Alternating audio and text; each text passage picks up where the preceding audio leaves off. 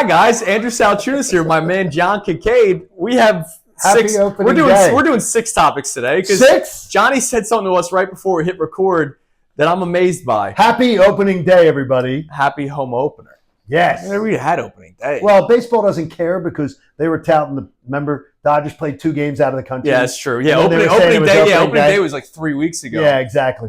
So post-show headlines, 5 topics. Today we'll do 6, 2 minutes each, and we call it a day. But happy home opener, which is why, number 1, I ask you a home opener related question. I have 2. Okay, wow. Citizens NBank Park related questions. Okay. But home opener, what do you love most about Citizens NBank Park? So we read the article today. USA Today did a fan poll, and Citizens NBank Park ranked number 1 out of every major league ballpark. It came in as number 1, 21 years old, which is amazing.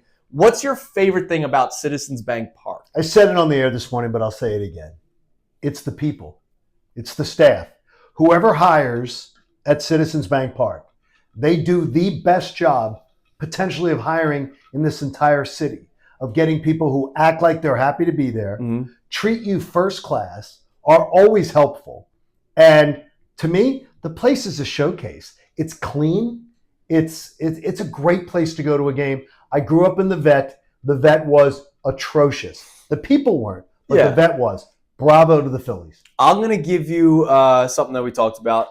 The cheap seats, I don't think you have a bad view in Citizens NBank Park. You have talked me into that, by the way, because I sat up the one game last year. Section 420, and everybody thinks, why you picked that. Why do you pick 420, bro? I know why. Section 420 is behind home plate at the top, and you see freaking everything. You see the skyline, you see Lincoln Financial Field behind you, but you see everything on the field of play.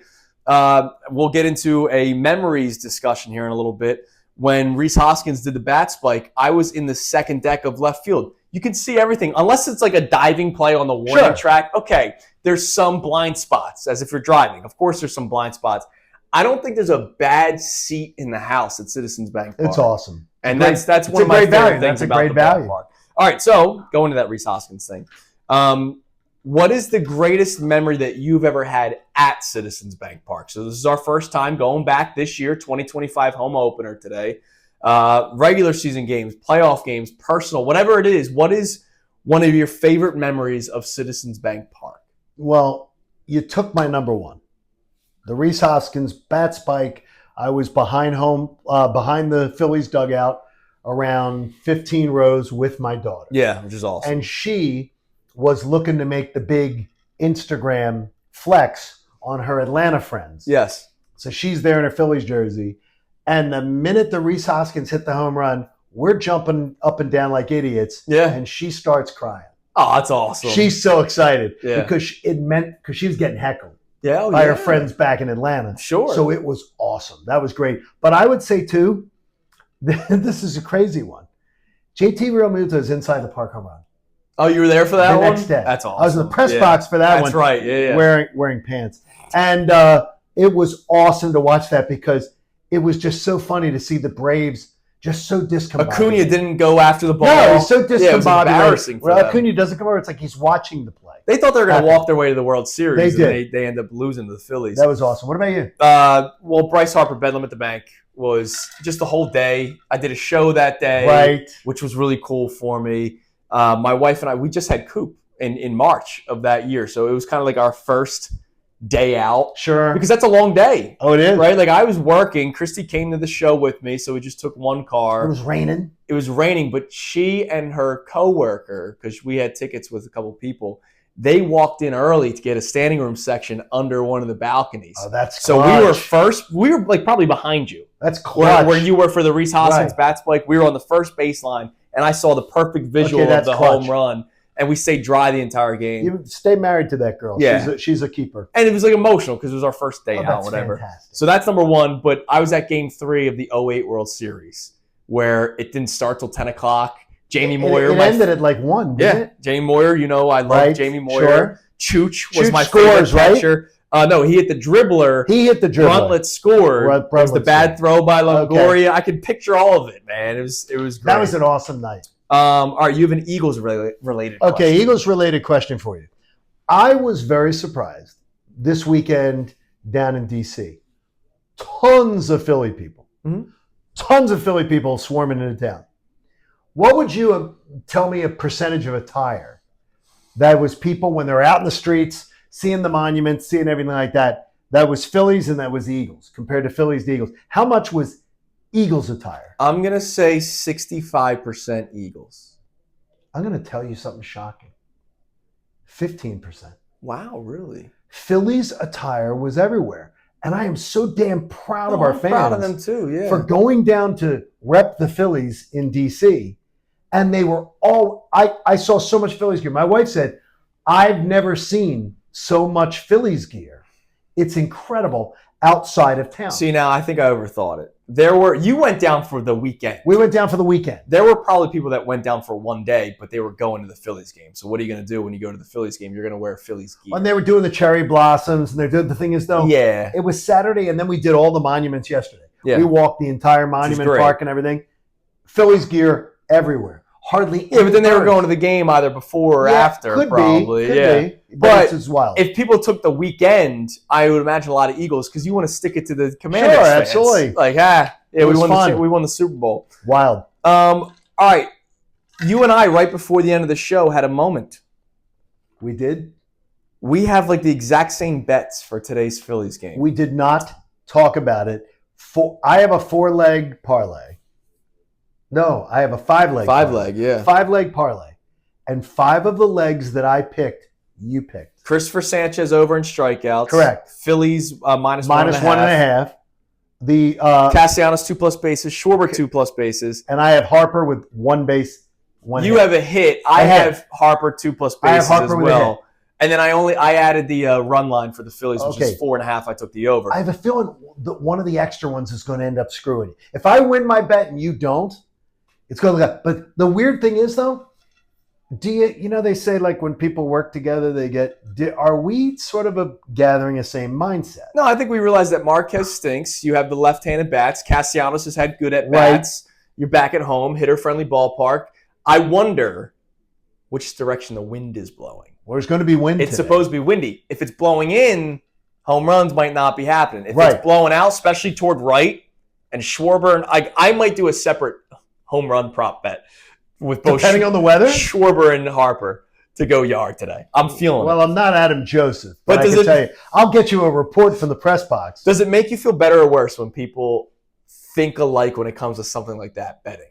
Usually worse. Really? Yes. See, I feel better. Even though I respect your baseball acumen very much, that. So it's a little less. But especially football, absolutely. When everybody goes one way, you want to go the opposite. I want to go the opposite because like props is different. How about this? This year, because Nerd Boy tracks this stuff. Yeah. The opening lines come out Sunday night for the games the next week. Okay, except for the team. Or when the team plays. So at least by Sunday night. Yeah. When those Sunday night lines are posted, if you would have bet the line that moved the most towards one team, and you bet against the American public, you won that bet 14 of 18 weeks. Wow. You were 14-4. That's a bankroll. I did not bet it. I tracked it. And I didn't bet it because I was too much of a coward. No, I did. I bet it later. Yeah. But I was once you start seeing the data. But I was a coward because I said, I always feel that way. Next year, I'll bet it every single week. Now, it won't be 14-4, but it'll be the big one. All right, we got 2 more. The last one will be real quick. But you have a travel etiquette because you took the train to D.C. and back. Took the train to D.C. What's your travel etiquette question? Yesterday was a warm day. Yes. We got on the Amtrak. You allowed to wear shorts on the train on the way home. Oh, it's interesting you say that. All right, here we go. Would you wear, not shorts, not golf shorts. We're talking about shorts you wear to work out in. Like fabric shorts. Yes. Like an athletic short. I'm wearing right now. Tank top. And slides exposing your shoes to go on a train. Exposing your what? Exposing your toes. I'm cool with the slides and shorts. It's the tank top. Tank top. Full armpit hair. Yeah. I'm anti-tank top unless you're on the beach or like an outdoor bar. And it's like you're like on water or whatever. Okay. Plus, can I just tell you, this person, you shouldn't be wearing tank tops. Just saying. Not a good look. It wasn't a good look. Okay. I don't know that the under armpit hair is a good look for anybody.